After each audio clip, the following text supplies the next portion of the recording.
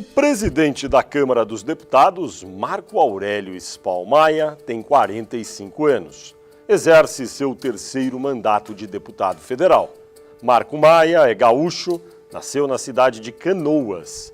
Filiado ao PT, começou a carreira política em 1984 no Sindicato dos Metalúrgicos de sua cidade natal. Foi ainda secretário de Administração e Recursos Humanos no Rio Grande do Sul e presidente da empresa de trens urbanos de Porto Alegre. Em 2011, Marco Maia se elegeu presidente da Câmara com o apoio de 21 dos 22 partidos representados na casa. Só o PSOL não o apoiou. Olá, internauta. Bem-vindo a mais um Poder e Política em Entrevista. Esta é uma realização do jornal Folha de São Paulo, do portal UOL e da Folha.com. E a gravação é sempre realizada aqui no estúdio do Grupo Folha, em Brasília. E o entrevistado deste programa é o deputado federal Marco Maia, do PT do Rio Grande do Sul, presidente da Câmara dos Deputados. Muito obrigado por sua presença, deputado Marco Maia. Eu que agradeço o convite, Fernando. Uma satisfação e uma honra estar aqui contigo neste teu programa para os internautas, que já tem se transformado numa referência aí na nossa internet. Presidente, o senhor foi eleito agora em 2011 para comandar aí a Câmara dos Deputados. O senhor é do Rio Grande do Sul. Há uma mudança no eixo do PT, na direção do PT, está quebrando um pouco a hegemonia paulista do PT? Fernando, a decisão do partido em me apoiar ou me indicar para a presidência da Câmara dos Deputados não teve a ver com uma disputa entre o Rio Grande do Sul e São Paulo, né? Foi fruto de um debate, de uma discussão política na bancada que foi afunilando para, naquele momento, quem tinha melhores condições de disputar a eleição para a presidência da Câmara e ganhar a disputa para a presidência da Câmara. Agora, é claro, né, de que o PT, nesses últimos anos, teve um processo de crescimento mais uniforme no país, né? O fato do presidente Lula ter destinado mais recursos, mais investimentos, ter trabalhado pouco mais com o Norte e o Nordeste, levando a um crescimento e ao desenvolvimento daquela região, ajudou também ao PT, que o PT crescesse, que o PT se desenvolvesse em outros estados brasileiros. Nós tivemos um crescimento mais uniforme, né? Nós tivemos a presença do partido em outras regiões do Brasil. Isso é óbvio, contribuiu para a minha indicação e tal, para a minha eleição como presidente da Câmara. Quando o senhor foi eleito presidente da Câmara, o senhor não era ainda um político conhecido nacionalmente. Tinha uma expressão grande dentro do seu partido, mas não nacional, no noticiário nacional. Hoje o senhor é conhecido porque preside um dos poderes da República. E como ficou a sua relação depois disso com o ex-presidente Lula e com a atual presidente Dilma Rousseff? Fernando, a relação é a melhor possível. O presidente Lula, eu já conhecia ele já de muitos anos, nós fomos contemporâneos dos mesmos sindicatos, da mesma estrutura sindical dos metalúrgicos, né? O Lula um pouco antes de mim, mas nós tivemos um período grande de convivência conjunta. E meu relacionamento com o presidente Lula é o melhor possível.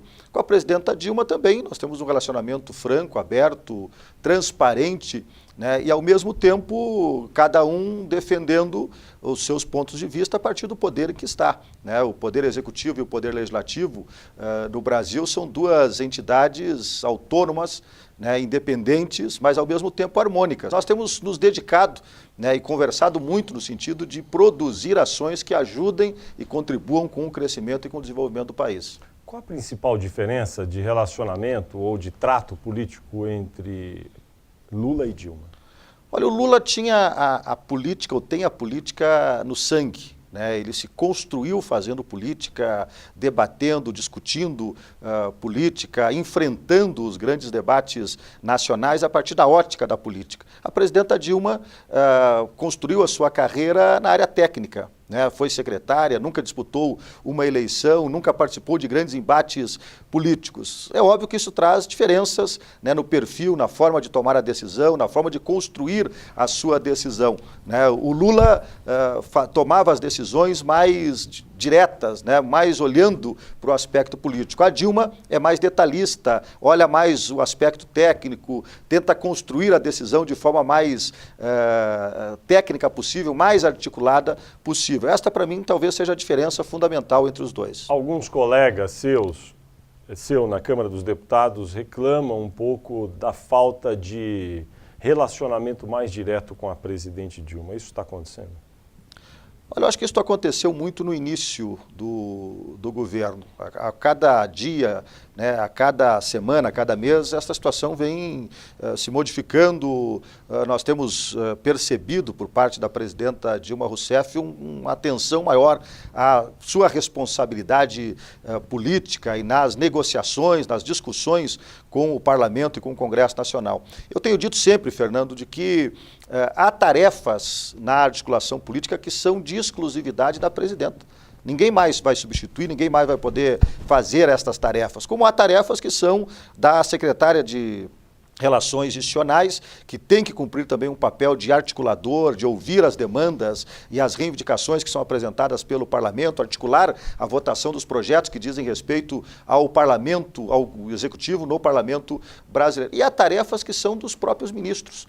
Então, todos precisam cumprir a sua tarefa, a sua atribuição, para que a articulação política funcione de forma adequada. Eu acho que, neste momento, né, nós estamos tendo uma resposta positiva, tanto dos ministros, quanto da ministra das Relações Institucionais, quanto da presidenta Dilma Rousseff. O senhor foi eleito presidente da Câmara e, durante o processo da escolha do seu nome no PT, havia outros postulantes. Um deles era o deputado federal Cândido Vacarezza, do PT de São Paulo, que é líder do governo. O senhor acabou sendo preferido pelo PT e foi indicado e ganhou a eleição. Como ficou a sua relação com o líder do governo, Cândido Vacarezza, depois disso? Olha, a minha relação com o nosso deputado Vacarezza é muito boa.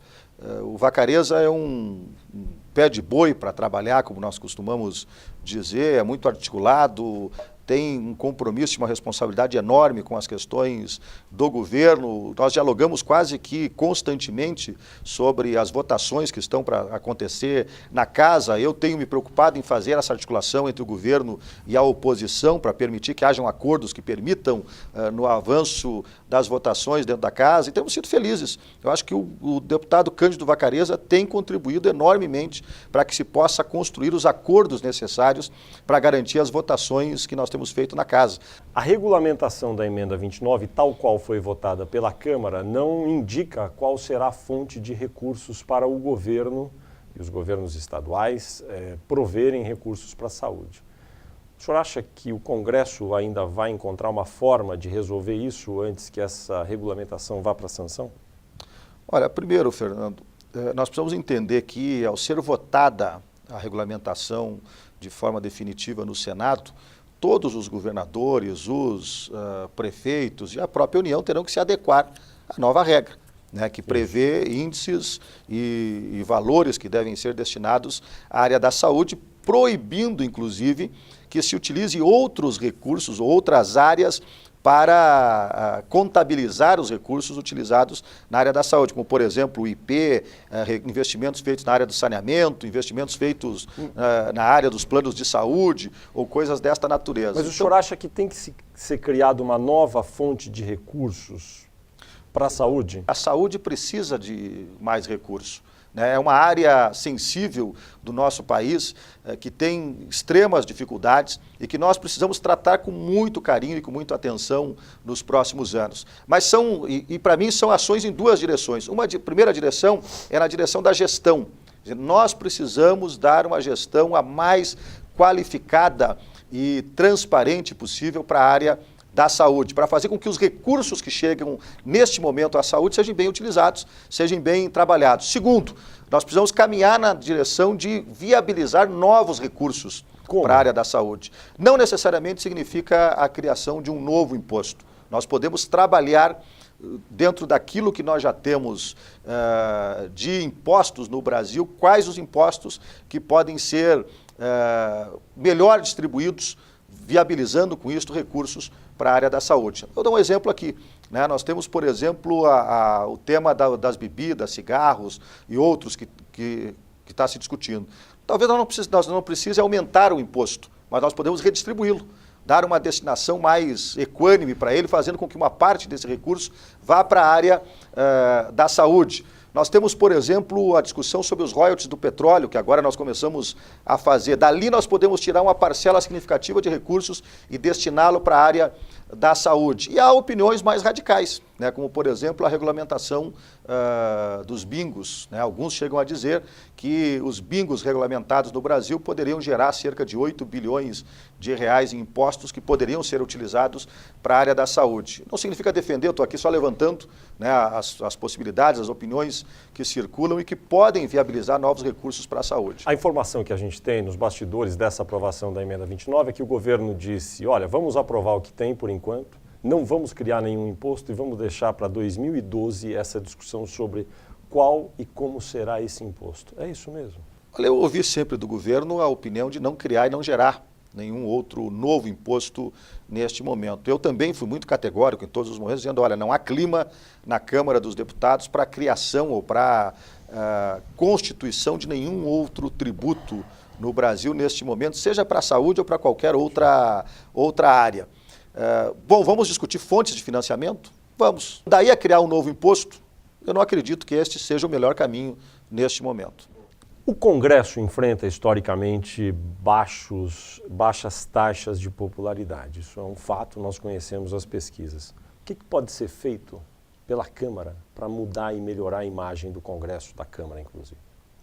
Olha, Fernando, esse é o esforço que nós temos feito neste momento. Nós podemos colocar o Congresso a votar, a trabalhar, a produzir boas votações de projetos que interessem a sociedade brasileira. Eu acho que esse é a primeira tarefa que nós temos. A segunda tarefa, se tu me permite, Fernando, nós precisamos divulgar mais as coisas que são realizadas pelo Parlamento e fazer com que a sociedade entenda o papel que o Parlamento brasileiro tem, inclusive na solidificação da democracia brasileira. Vou perguntar sobre o caso Jaqueline Roriz. A deputada Jaqueline Roriz teve um processo de cassação, foi absolvida pelo plenário da Câmara dos Deputados. Basicamente, o argumento esgrimido ali por ela e por seus advogados é que o fato ocorrido, que deu origem ao processo, ocorreu antes do exercício do mandato que ela tem agora.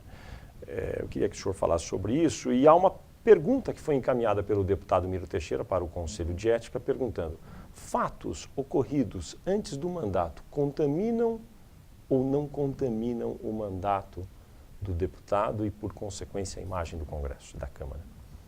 Olha, Fernando, isso nos remete a um outro debate que eu tenho me proposto a fazer na Câmara dos Deputados, que é o debate se o Parlamento ele tem condições de julgar os seus próprios membros, seus próprios integrantes. Né? Na verdade, nós estamos aqui com um dilema. Né? Na minha avaliação, nós tínhamos que ter um sistema onde o julgamento destes casos específicos se desse em outra esfera. Talvez mas vamos falar desse especificamente que já aconteceu. Talvez da esfera do judiciário. Não, mas é importante fazer esta reflexão, até porque a gente entenda, às vezes, os movimentos que acontecem dentro do parlamento, que dialogam, às vezes, com um certo corporativismo.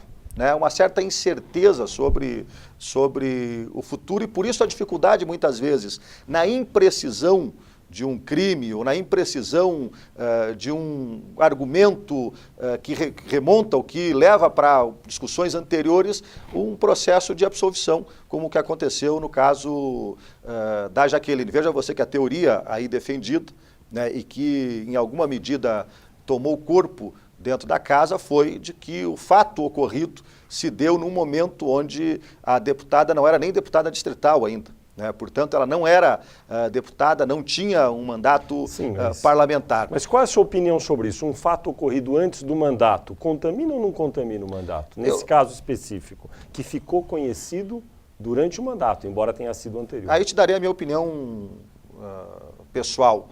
Eu acho que o fato ocorrido antes do mandato só se transformou em público quando da existência do mandato, ele precisa ser encarado de forma diferente, né? Porque o eleitor, ao escolher o deputado, ao se posicionar, ele não conhecia esse fato, ele não tinha esta informação e, portanto, ele votou sem saber que havia acontecido um fato desta natureza, que é um pouco o que aconteceu no caso da deputada Jaqueline Roriz. Agora, quando você tem um fato acontecido anterior ao mandato, né, que era de conhecimento público e mesmo assim o eleitor decidiu eleger aquele deputado, aquele governador, ou aquele... Bom, tem uma outra situação, né? Você tem que respeitar a vontade do eleitor que naquele momento, mesmo conhecedor dos fatos, optou por tomar uma decisão daquela natureza. Nesse caso de Jaqueline Roriz, o senhor votou para absolvê-la ou para cassá-la? No meu caso, eu fiz um voto para cassá-la. O senhor está abrindo o seu voto. O senhor acha que o voto deveria ser aberto ou secreto nessas ocasiões específicas? Nestas ocasiões específicas deveria ser aberto. Não acho que o voto deva ser aberto em todos os casos, né? O voto pode, em alguns momentos, ser secreto, né? Porque ele evita com isso pressões externas no voto do parlamentar. Agora, no caso de cassação, eu acho que as pessoas poderiam colocar a sua opinião, expressar a sua opinião, né, e não teria nenhum tipo de problema. Há uma emenda constitucional que já foi votada em primeiro turno para mudar essa votação de secreto para aberto dos votos na Câmara, não é? Ela poderia voltar a ser encaminhada, ser votada em segundo turno pelo plenário da Câmara? Eu já coloquei isto em algumas oportunidades, nós vamos tratar sobre esse assunto no próximo período, mas também na lógica de que nós precisamos buscar um ponto de equilíbrio, né, de consenso para a sua votação. Não pode ser da forma como ela está, porque ela significa abrir o voto em todos os casos, em todas as circunstâncias. E há circunstâncias que, de fato, na minha avaliação, não é necessário que haja voto aberto, ou o voto seja aberto, né, no todo. Então nós temos que ajustar isso, fazer com que haja um acordo onde se permita que em alguns casos a votação seja aberta, em outros casos a votação ainda permaneça secreta, como por exemplo os vetos presidenciais, né? Nesse caso eu acho que os vetos, a votação ainda deve ser secreta. O senhor vai tentar encaminhar dessa forma? Nós vamos tentar encaminhar, chegar a um entendimento, a um acordo que permita votar esta matéria, abrindo mais o voto dos parlamentares, mas ao mesmo tempo... Preservando alguma coisa. Oi? Preservando alguma coisa. Tá certo.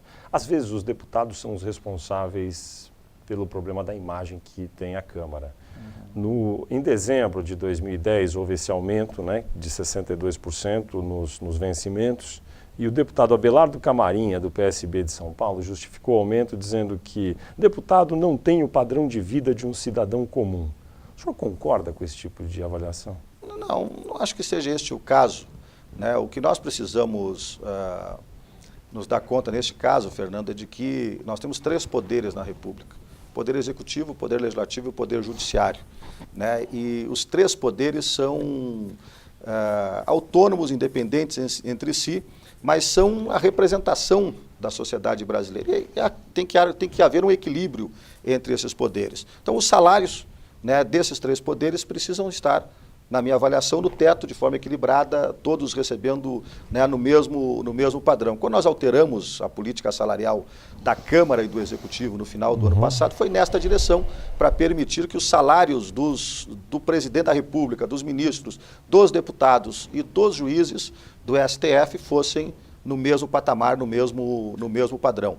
Bom, o que é uma remuneração adequada para quem é deputado, para quem é presidente da República, para quem é juiz, né, ou ministro do STF? Esse é um debate que nós precisamos fazer, inclusive, com a sociedade brasileira. Lá na Grécia Antiga, já se discutia o tema da remuneração dos parlamentos, porque no passado só quem tinha acesso ao parlamento é quem era muito rico, quem tinha posses, tinha recursos e tal. O trabalhador, o cidadão mais humilde não tinha acesso ao parlamento porque ele não tinha como tirar dali o seu sustento. Então nós precisamos fazer esse debate e esta discussão que, na minha avaliação, é muito adequada e tal na sociedade brasileira.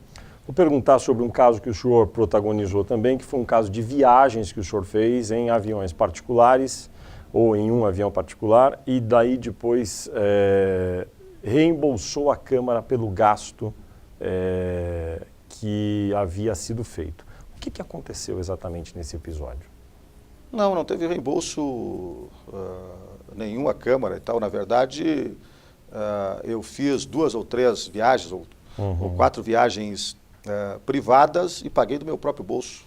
E a denúncia que foi feita por um jornal foi de que eu teria viajado com um avião de uma empresa de plano de saúde, quando essa empresa era uma empresa de táxi aéreo, que eu não tinha nem conhecimento que era uma empresa enfim, com esta característica, nem conhecia os donos da empresa, nem sei quem são os donos da própria empresa. Então, uma matéria enviesada, né, que já estava pronta e que nós demos todas as explicações e não convenceram. Então, não houve gasto público, não houve gasto da Câmara, não houve utilização de avião da Força Aérea, que é um direito que eu tenho por ser o presidente da Câmara dos Deputados. Os gastos foram feitos com as minhas expensas, com os meus recursos próprios e particulares. A informação, lendo o material da época, é que o senhor daí fez o pagamento para as empresas depois da publicação das reportagens. Não. Foi isso mesmo? Não, absolutamente. O senhor pagou antes? Antes. O problema é que este avião eu viajei no sábado e o repórter me perguntou na quarta ou na quinta-feira da próxima, ele perguntou, você pagou? Eu disse, não paguei ainda porque a fatura não chegou, a fatura que vem posteriormente. E geralmente você paga esse tipo de situação com 30, 60 dias, você negocia então a forma de pagamento. Então, este caso específico eu ainda não havia pago, mas respondi ao repórter desta forma, desta maneira. Diz que o custo da viagem seria alto e praticamente o mesmo valor dos seus vencimentos como presidente da Câmara. Isso procede? Não, absolutamente. Fernando, as 4 viagens que eu realizei custaram algo em torno de R$50 mil nesses últimos 10 meses.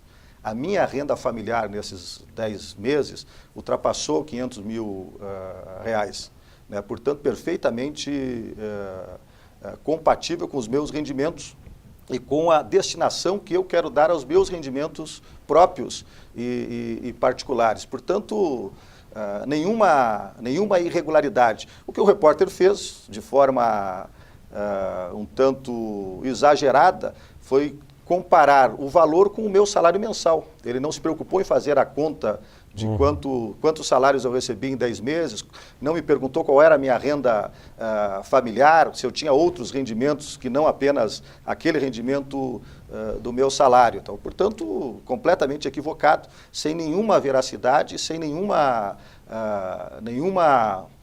certeza baseado nos fatos reais.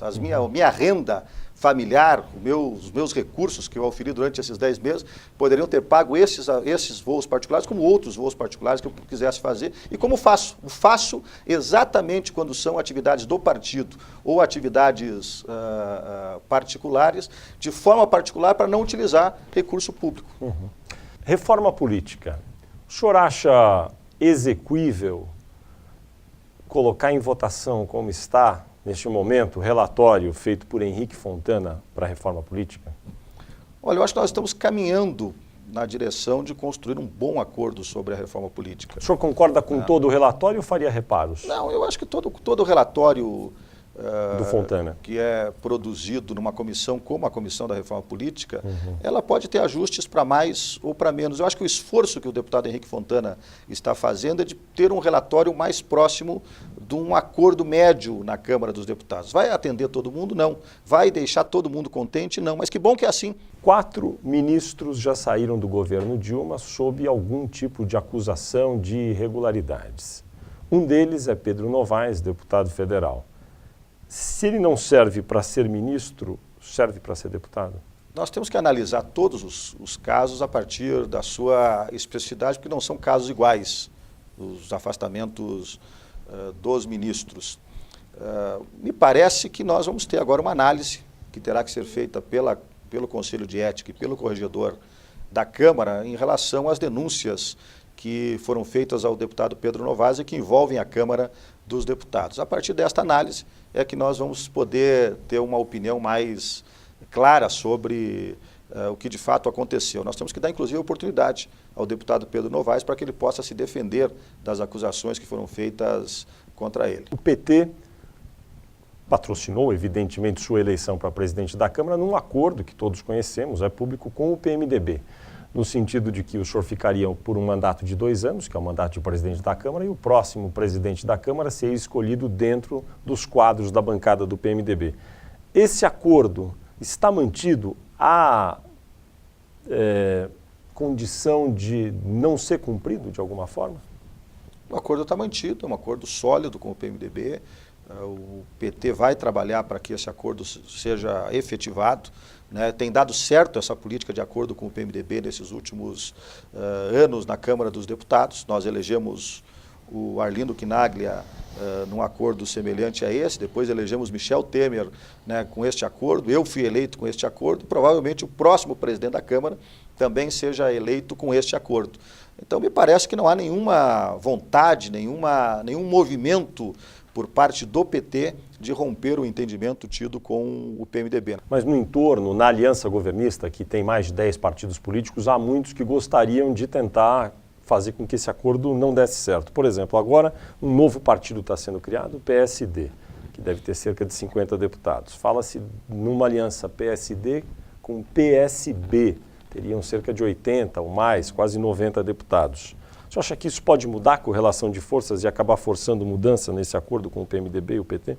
A presença do PSD na Câmara dos Deputados vai alterar de forma significativa a correlação de forças dentro da Câmara. Nós teremos uma diminuição dos democratas, né, um aumento do PSD e, portanto, de uma proximidade maior da base de sustentação do governo e que, óbvio, pode criar um certo desequilíbrio nas relações que existiam até agora na base da sustentação do governo. Mas o esforço todo que nós teremos que ter no próximo período é o de construir o ponto de equilíbrio, reequilibrar o debate, as discussões e, principalmente, fortalecer, né, a visão de que nós precisamos ter um processo de construção política o mais unificada possível no próximo período.